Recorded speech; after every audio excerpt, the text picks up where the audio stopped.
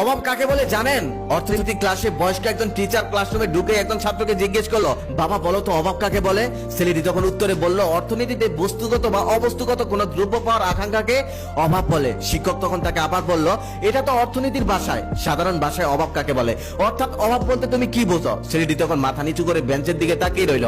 শিক্ষক তখন তাকে আবার জিজ্ঞেস করলো। ছাত্রটি এবার বলতে শুরু করলো, স্যার আমার বাবার টাকা নেই বলে আত্মীয় স্বজনরাও আমার খোঁজ নেয় না, এমনকি ঈদের দিনেও না। এই যে গরিব হওয়ার কারণে আত্মীয় স্বজনরা আমাদের খোঁজ নেয় না, এটাও একটা অভাব। আমি মধ্যবিত্ত করে ছেলে বলে আমার তেমন কোনো বন্ধু নেই, যদিও দুই একজন আছে, তবে তারা কখনোই আমাকে মূল্য দেয় না, এটাও আমার অভাব। সেই ছোটবেলা থেকে হাজারো স্বপ্ন দেখেছি, কিছুদিন স্বপ্ন দেখার পর আবার সেই স্বপ্নগুলো বুকের মধ্যেই চাপা দিয়ে রেখেছি, টাকার অভাবে কখনোই পূরণ করতে পারিনি, এটাও একটা অভাব। এই তো আজকে কলেজে আসার সময় মায়ের কাছে গাড়ি ভাড়া চাওয়ার সময় মা কয়েক জায়গা তন্ন তন্ন করে খুঁজে 20টি টাকা আমাকে দিল। আমি যখন বাড়ি থেকে বের হলাম তখনই আমার মনে পড়লো মা সকালে বলছিল তার নাকি জ্বর, কিন্তু ওষুধ কেনার টাকা নেই। তারপর আমি ওষুধ কিনে মাকে দিয়ে আসলাম। মা তখন আমাকে জিজ্ঞেস করলো, কিরে কলেজে যাবি না? তখন আমি মাকে বললাম, হ্যাঁ যাবো, আমার এক বন্ধু বাইক নিয়ে অপেক্ষা করছে, ওর বাইকেই যাবো, তাই তোমাকে ওষুধটা কিনে দিয়ে গেলাম। এই যে 10 টাকার জন্য পুরো রাস্তা হেঁটে এসেছি, আবার 10 টাকার জন্য পুরো রাস্তা হেঁটেই বাড়িতে যাব। এই যে 10 টাকার জন্য পুরো রাস্তা হেঁটে যাওয়া আর মায়ের সাথে মিথ্যা কথা বলা, এটাও একটা অভাব। সেদিন বাবা অনেক রাত করে বাসায় ফিরলো। বাসায় ফেরার পর মা জিজ্ঞেস করলো, এত রাত হলো কেন? বাবা তখন বললো, ওভারটাইম করেছি। মা তখন বললো, 2-1 দিন ওভারটাইম না করলে হয় না?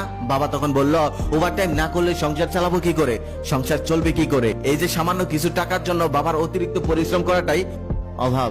সেদিন ছোট বোনকে দেখলাম টিউশনির টাকা বাবার কাছে চাইতে সংকোচ বোধ করছে, এটাই অভাব। কারণ সে ভালোভাবেই জানে বাজারে জিনিসপত্র সবকিছুর দাম বেশি, পরিবারের অবস্থা এখন তেমন একটা ভালো না। সেদিন মাকে দেখলাম একটা ছেঁড়া কাপড় সুই সুতা দিয়ে সেলাই করছে।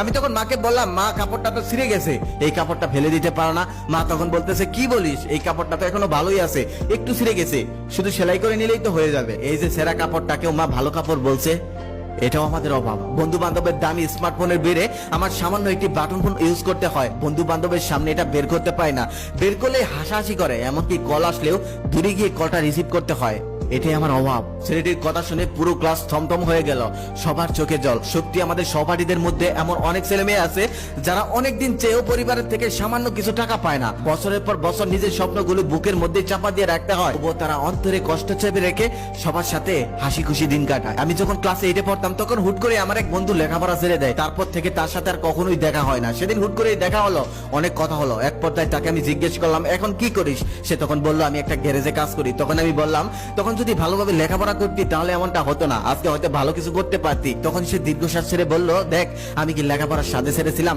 আমি যখন ক্লাস 8-এ উঠলাম তখন আমার বাবা মারা যায়, আমরা 3 বোন 1 ভাই, পরিবারে ইনকাম করার মতো আর কেউ ছিলই না। এক পর্যায়ে আমাদের পরিবারটা পথে বসে গিয়েছিল। তখন যদি আমি কাজ না করতাম, লেখাপড়া না ছাড়তাম, তাহলে আমাদের পরিবারদের ভিক্ষা করা ছাড়া আর কোনো উপায়ই ছিল না। সেদিন বুঝলাম তার লেখাপড়া ছাড়ার পেছনে আর তার অল্প বয়সে কাজে ঢোকার পেছনে অভাব ছিল জর্জরিত। এতে গেল মধ্যবিত্তদের কথা। এই শহরে হাজার হাজার পথ শিশু আছে যাদেরকে যদি আপনি জিজ্ঞেস করেন তুমি শেষ কবে পেট ভরে খাবার খেয়েছিলে, তারা উত্তর দিতে পারবে না। তাদের বাবা মা ঘর বাড়ি কিচ্ছু নেই। ঝড় বৃষ্টির সময় যদি তারা অন্য কারো বারান্দায় গিয়েও দাঁড়ায়, তাদেরকে তাড়িয়ে দেওয়া হয়, এটা হলো অভাব। আবার আরেক দিক দিয়ে দেখতে গেলে পৃথিবীর সবাই অভাবী, যারা গাছ